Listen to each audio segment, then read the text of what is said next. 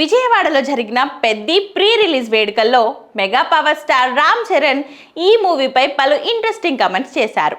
ఈ సినిమా కథపై ఉన్న ఇష్టంతోనే ఎంత కష్టమైనా మర్చిపోయి నటించానని ఆయన చెప్పుకొచ్చారు.